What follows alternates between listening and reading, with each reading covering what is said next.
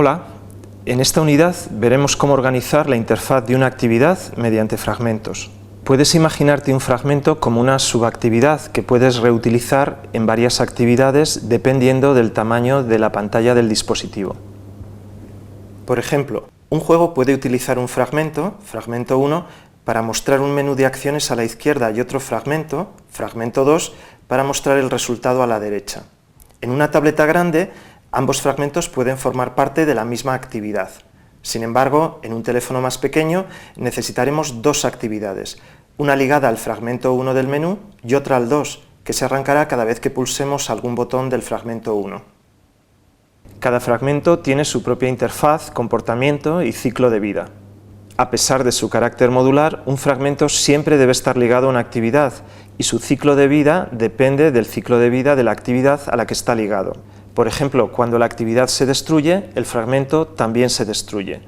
Después de ver este vídeo serás capaz de crear interfaces utilizando fragmentos de la biblioteca de compatibilidad para dispositivos anteriores a Android 3.0 y utilizando la biblioteca estándar válida a partir de Android 3.0. Asimismo, seremos capaces de comunicar las vistas de dos fragmentos entre sí y de crear fragmentos de forma dinámica o programática. Android introdujo los fragmentos en Android 3.0, API 11, para flexibilizar el diseño de interfaces gráficas en pantallas grandes como las de las tabletas. Sin embargo, puedes utilizarlos incluso aunque el nivel mínimo del API de tu aplicación sea inferior a 11. En este caso es necesario recurrir a una biblioteca de apoyo. Para instalar esta biblioteca debes arrancar el gestor de SDK, localizar la carpeta Extras al final del listado de paquetes, seleccionar Android Support Library y pulsar Install Package. Esta biblioteca utiliza un paquete específico con algunos nombres ligeramente diferentes a los utilizados en la plataforma. Debes asegurarte de no utilizar accidentalmente la API nueva en tu proyecto comprobando que, por ejemplo, la clase Fragment viene del paquete de apoyo. Veamos un ejemplo con un nivel API mínimo igual a 8 y para empezar, con un único fragmento. Los fragmentos son como subactividades y como estas necesitan de un fichero de diseño XML y otro de código Java. El fichero de diseño de nuestro primer fragmento, Fragment1 XML, especifica dos botones llamados First y Second. Este es el fichero Java asociado al fragmento. La clase del fragmento debe extender Fragment. Asegúrate de incluir la clase Fragment de la biblioteca de apoyo. En esta clase debemos sobreescribir el método onCreateView, que se llama cuando llega el momento de crear la interfaz de usuario asociada al fragmento. El método onCreateView, como el resto de los del ciclo de vida de los fragmentos, es público para poder ser invocado por cualquier actividad a la que se ligue el fragmento. Esto les diferencia de los métodos del ciclo de vida de las actividades. Usaremos el argumento inflater para inflar la interfaz de usuario mediante la llamada aInflate. El método inflate acepta dos argumentos, el identificador del diseño del fragmento que se desea inflar y el contenedor donde se insertará el fragmento, que es pasado como argumento. Finalmente, onCreateView debe devolver la vista raíz del diseño del fragmento. Con esto tenemos el fragmento creado. Ahora veremos cómo insertarlo en una actividad. En nuestro ejemplo, MainActivity incluye el fragmento Fragment1 en su fichero de diseño mediante el atributo class de su elemento Fragment. En el fichero Java de la actividad solo hay que hacer una pequeña modificación para que se muestre el fragmento, hacer que la actividad herede de FragmentActivity en vez de Activity e incluir el import adecuado de compatibilidad. Veamos ahora un ejemplo utilizando la biblioteca estándar.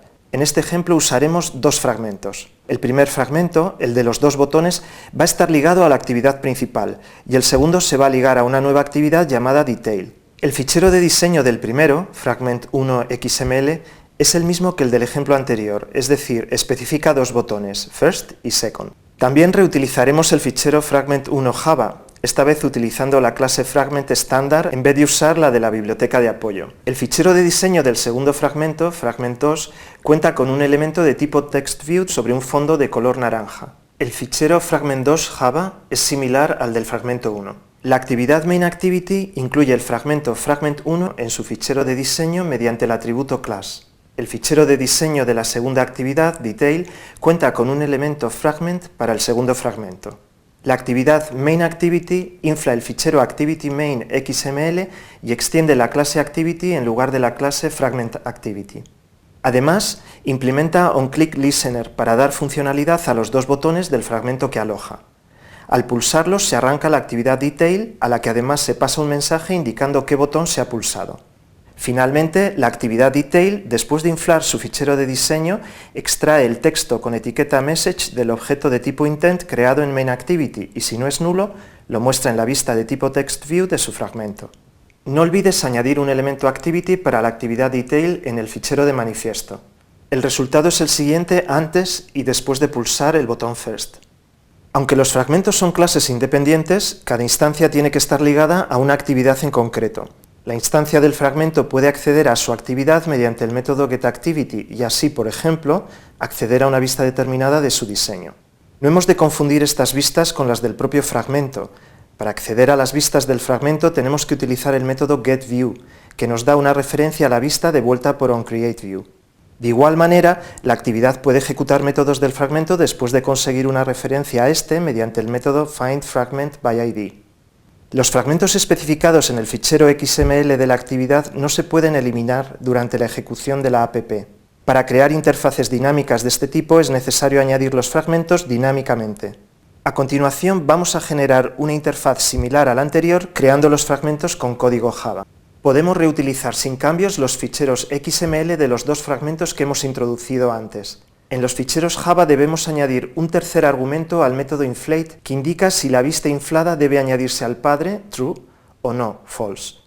Como vamos a hacerlo desde el código Java, debemos pasar false como tercer argumento. Por ejemplo, el primer fragmento queda así.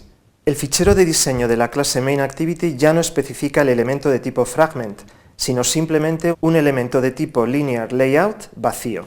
El método onCreate de MainActivity va a ser el encargado de crear el fragmento. Primero conseguimos una referencia al gestor de fragmentos que Android añadió a las actividades en el API 11 y que entre otras cosas mantiene estos dos elementos. Una lista de fragmentos identificados por los recursos ID de sus contenedores, RID Fragment 1 y RID Fragment 2 en nuestra app, y una pila de fragmentos, backstack, ligados a la actividad. Para acceder al gestor, llamamos al método getFragmentManager o, si utilizas la biblioteca de apoyo, getSupportFragmentManager. Y a partir del gestor conseguimos una referencia a FragmentTransaction. A continuación se instancia el fragmento y se añade mediante el método add que tiene dos argumentos. El identificador del contenedor del fragmento, RID Fragment1, y el fragmento que se desea añadir, Fragment1.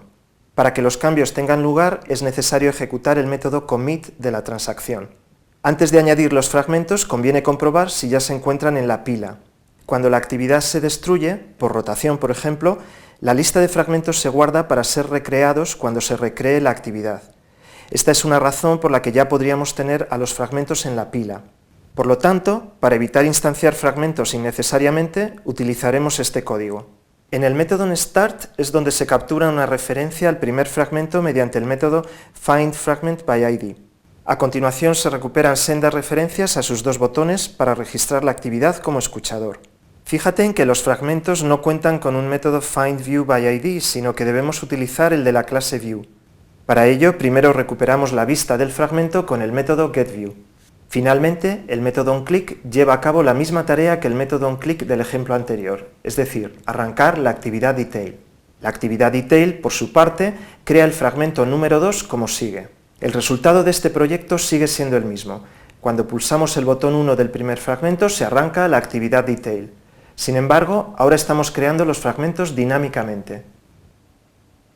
En la documentación de esta unidad encontrarás muchos más detalles sobre fragmentos. Lo que hemos estudiado en este vídeo será suficiente para entender los fragmentos que utilizaremos en los diálogos y las preferencias. En la siguiente unidad veremos cómo añadir un menú de opciones a nuestra aplicación. Hasta entonces.